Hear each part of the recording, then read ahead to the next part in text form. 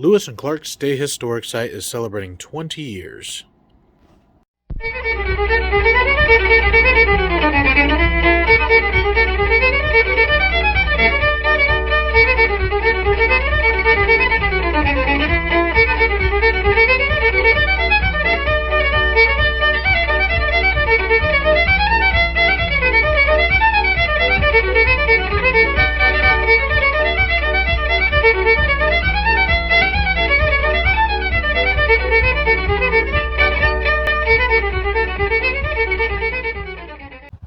Hi everybody, my name is Brad Wynn. I'm the site superintendent of the Lewis and Clark State Historic Site.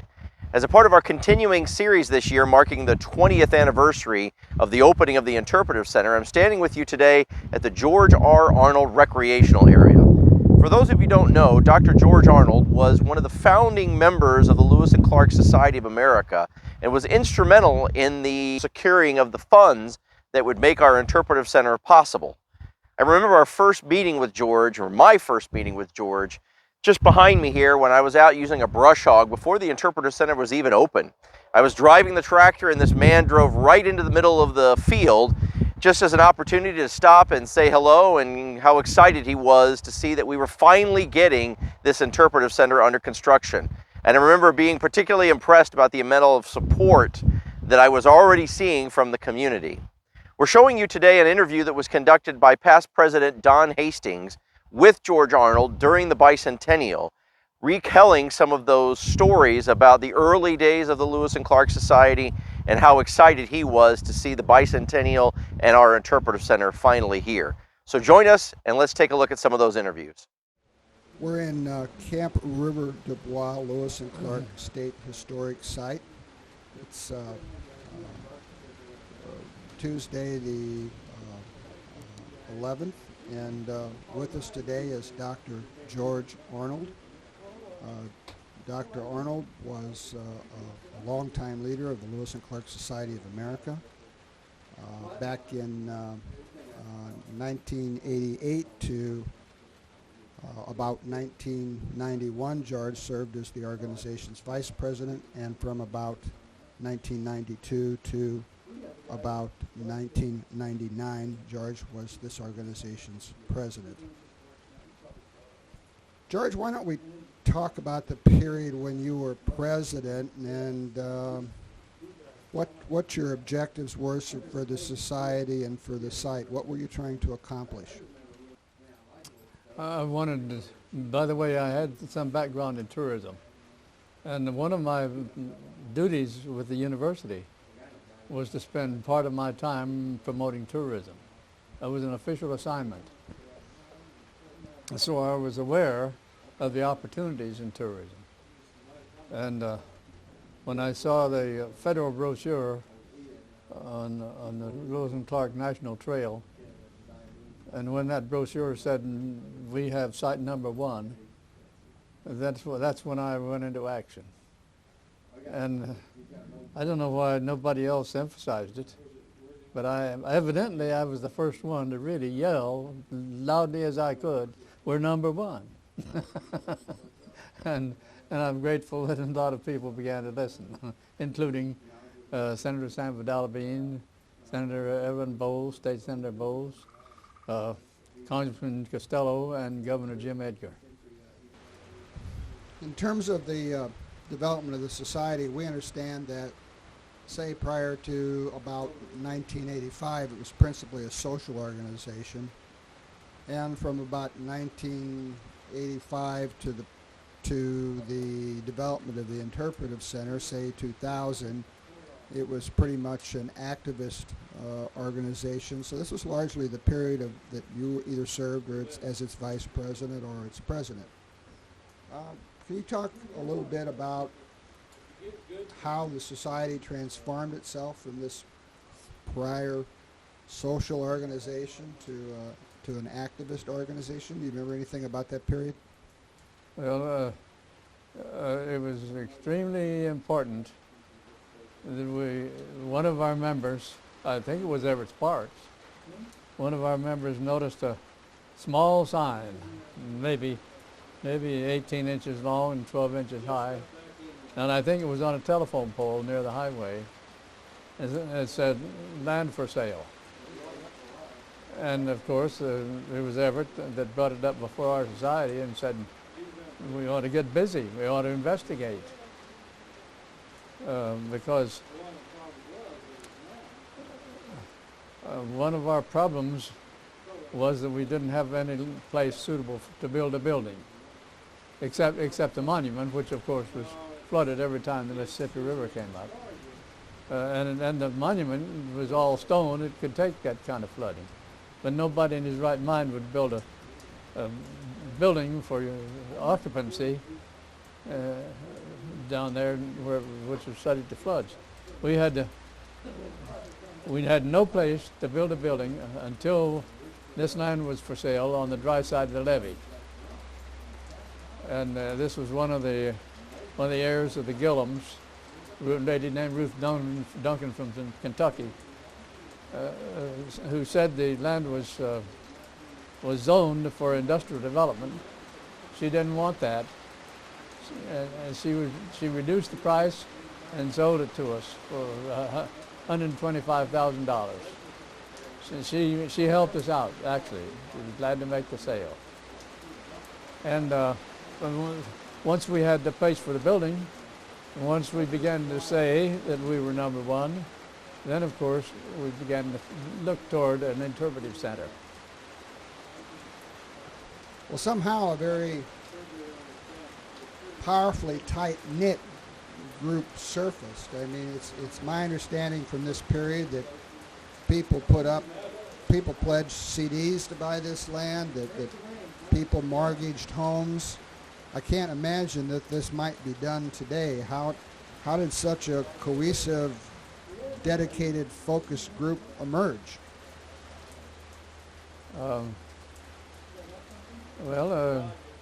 We had some good historians. We had some good members, some good historians.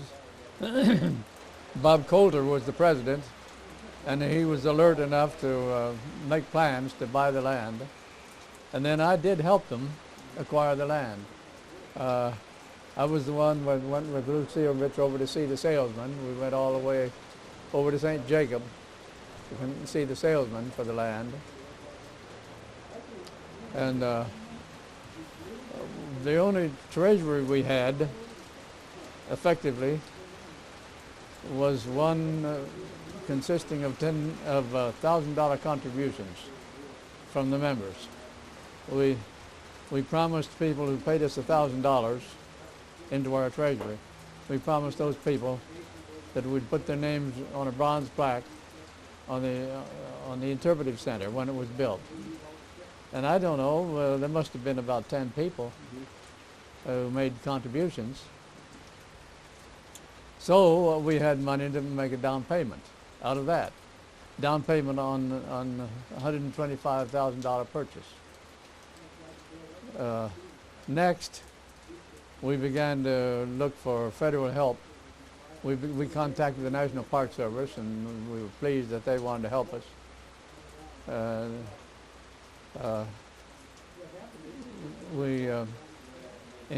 Bob Coulter inquired of Congress whether we could get $125,000 from Congress. And it was Sidney Yates, Representative Sidney Yates from Chicago, who accomplished that for us. It wasn't the full $125,000. Congress had a rule that all budgets had to be reduced 9% that particular year because of a budget crunch. So I guess we got more like 110,000, but that was enough to carry us through. It's amazing that somebody from Chicago would support that kind of effort. Sidney Yates was doing everything he could for the whole state of Illinois. Very efficient gentleman.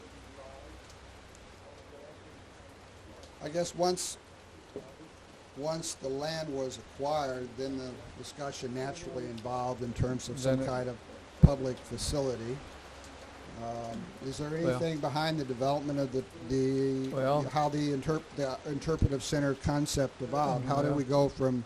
Well, I want to give my little sister credit, who lives near Portland, Oregon, near Astoria, and she had visited Fort Clatsop. And when I went out to visit her, of course she took me to Fort Clatsop. And then I began to realize how important was the expedition. That's when we began to pay more attention here at the starting point. And I'll always be grateful when I suppose I wrote a letter to Congressman Costello. I could look back in my files. I think I wrote him a letter telling him what the plans were. And incidentally, I had a figure of $8,000, which had been appropriated to the Cahokia Mountains Interpretive Center. 8 million. 8 million, yes, thanks. Okay. And my conclusion was that our site down here for Lewis and Clark first camp deserved as much money as the Cahokia Mountains location. So I set the figure. I admit I set that figure of $8 million for our place. And then considering a federal policy, a National Park Service policy of a 50-50 match, then if we count our assets worth $1 million, if we could get $3 million from the state of Illinois, then we'd have a 50-50 match with the federal government for $4,000. And it was Representative Costello very kindly called me one morning, says, I'm going to make a public announcement in Alton that I'm going to try for $4 million of federal money. He took the initiative, and it was go from then on. And of course, I repeat, Governor Edgar was in good speaking terms with Congressman Costello. They got along well together and worked together, and the two of them got $7 million. But I think a lot of credit too goes to Evelyn Bowles and Sam Developing, because there was a history of smaller appropriations where those appropriations were banked for some kind of future construction, but that over your career you kept working the legislature and kept working for additional appropriation and kept ratcheting that sum up. What do you appreciate most about the Lewis and Clark story? And about the trail? What kept you going all these years?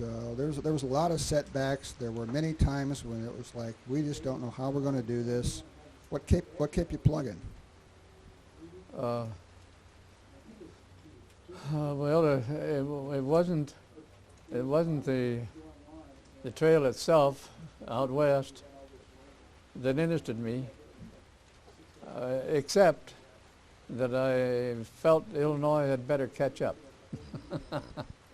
I repeat, I had seen Fort Clatsop.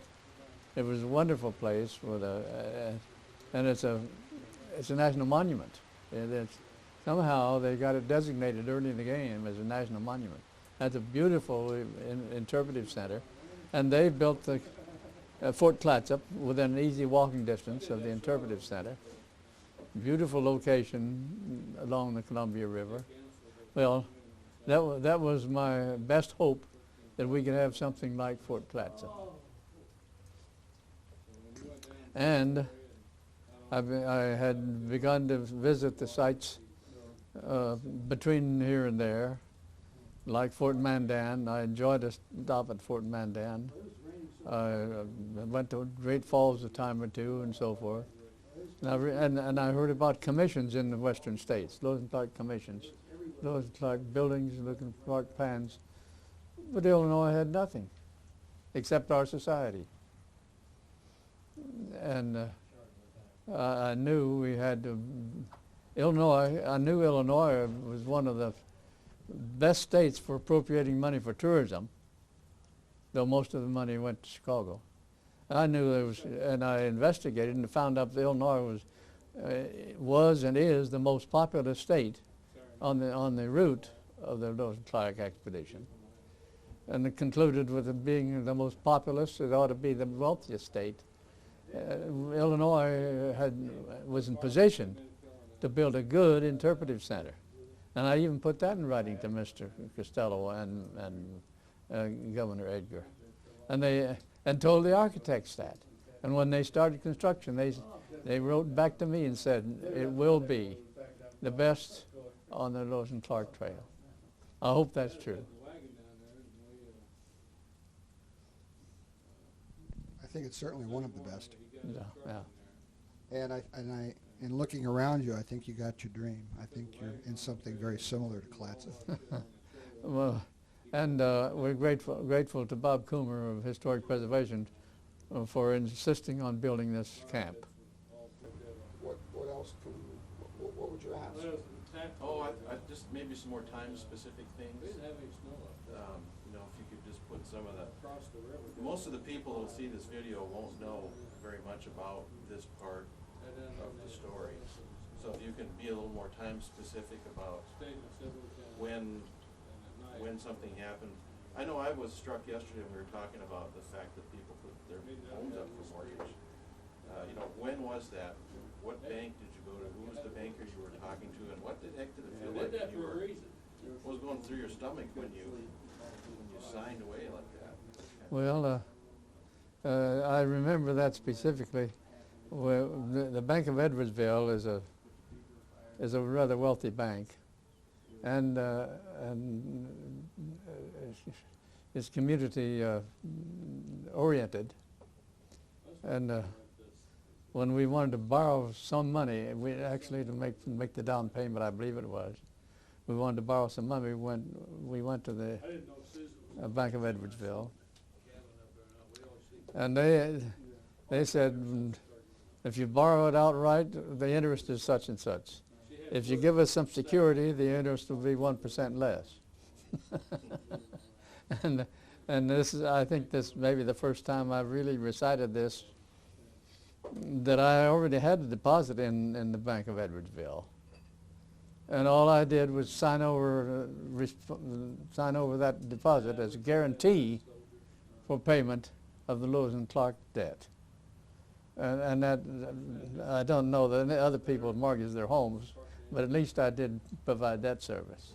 So if it was a rainy day fund, that was a pretty good use for a rainy day fund? Sure. And I wasn't expecting to use it promptly, so I might as well serve as security for our Lewis and Clark Society loan.